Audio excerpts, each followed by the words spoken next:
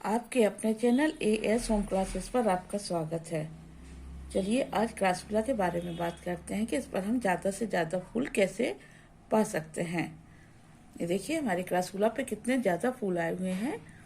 ये फरवरी से खिले हुए हैं और ये अप्रैल तक कम से कम इसमें ये फूल बने रहेंगे। इस तरह से कितने खिले हुए हैं और कितनी अभी इसमें कलियां आनी हैं। ये देखिए कितनी सारी कलियां इसमें हैं जो कि खिलेंगी। ये दूसरा है, देखिए इस पर भी कितने अच्छे से कितने ढेरों फूल आए हुए हैं और बहुत ही खूबसूरत लग रहे हैं। ये देखिए इसकी पत्तियां कितनी स्वस्थ हैं, पौधा एकदम ही स्वस्थ है हमारा। और ये देखिए ये दो इस तरह से लगाए हैं और दोनों में ही फूल ज़्यादा से ज़्यादा इस समय आए हुए हैं। तो हम बात करें अगर इसकी ये कि हम इस पर फूल ज़्यादा से ज़्यादा कैसे पा सकते हैं, तो इसके लिए हमें इसकी थोड़ी सी केयर करनी होगी।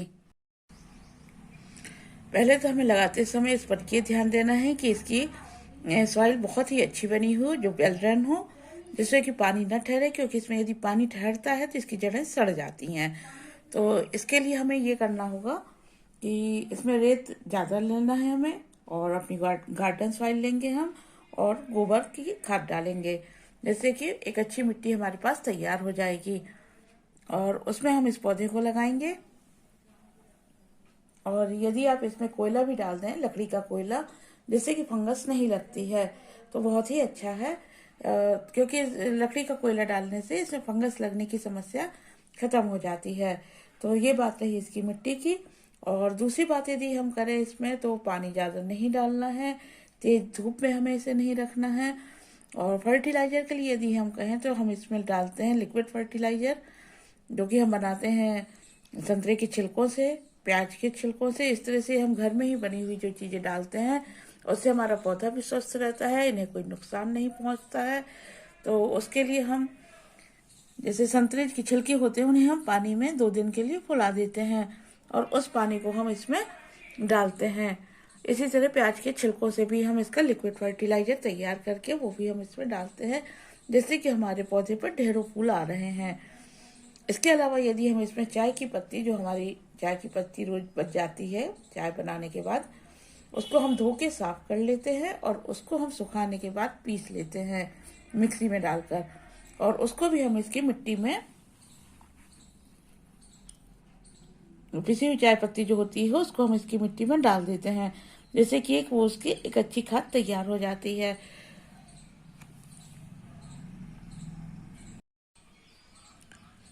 पौधों में ज़्यादातर हमें इसी तरह से घर के बने हुए फर्टिलाइजर इस्तेमाल करने चाहिए, जिससे कि हमारे पौधों को कोई नुकसान नहीं होता है। और देखिए कितने अच्छे ढेरों फूल आए हुए हैं। देखिए पत्तियां भी कितनी अच्छी हैं। और यदि हम इसे कटिंग से लगाना चाहें तो बहुत ही आसानी से कटिंग से लग जाता है। इसको हम सितंबर अक्टूबर में कटिंग से लगाएं तो बहुत अच्छे से ग्रो करते हैं।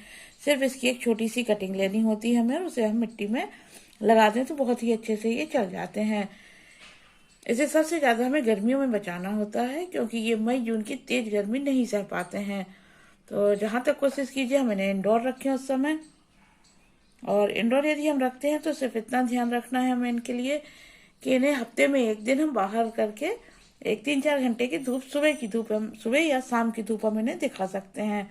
पूरे दिन की धूप दिखाने पर ये झुलस जाते हैं, जिससे कि हमारा पौधा खराब हो जाता है और पत्तियां टूटकर गिरने लगती हैं। बहुत लोगों को यह है कि इसकी पत्तियां जब गिरती हैं तो कुछ अच्छा नहीं होता है, तो ये सोचना गलत है, क्योंकि एक नेचुरल बात है कि जब पौधे की पत्तियां सूख जाएंगी तो गिरेंगी ही। इसलिए इसमें कोई घबराने की बात नहीं होती है कि कुछ बुरा होने वाला है। ये पौधा है और नेचुरल है कि इसकी पत्तियां गिरेंगी ही, सिर्फ इसका हमें ध्यान रखना है।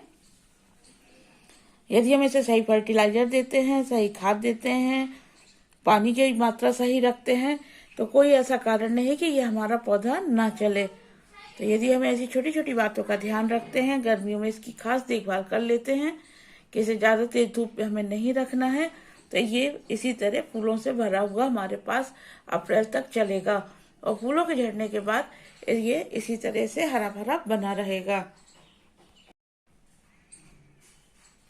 इस पौधे की यदि हम इस तरह से छोटी छोटी देखभाल कर लेते हैं, जैसे कि इसकी सॉइल बेलरल सॉइल बनाएं हम, और साथ में इसमें ज़्यादा पानी ना दें, तेज धूप से बचा लें, और जहाँ तक संभव हो सके यदि हम इसमें नीचे लकड़ी का कोयला यदि डाल देते हैं तो फंगस की समस्या वैसे नहीं होती है इसमें, लेकिन ज़्यादातर इसमें गर्मियों में ही फंगस लगता है। वैसे तो नहीं देखा जाता है, लेकिन यदि फंगस लगता है तो इसके लिए हम नीम की पत्तियों को पानी में उबाल सकते हैं और ठंडा करने के बाद इस पर स्प्रे कर सकते हैं।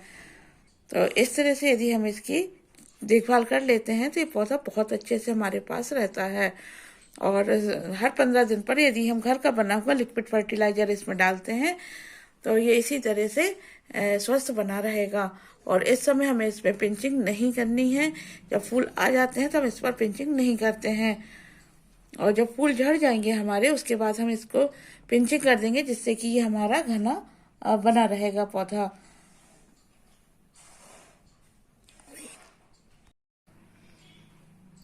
यदि आप भी अपने क्रासूला पर ढेरों फूल पाना चाहते हैं तो इस तरह से छोटी छोटी बातों का ध्यान रखिए और क्रासूला पर ढेरों फूल आते हुए देखिएगा आप अपने यहाँ।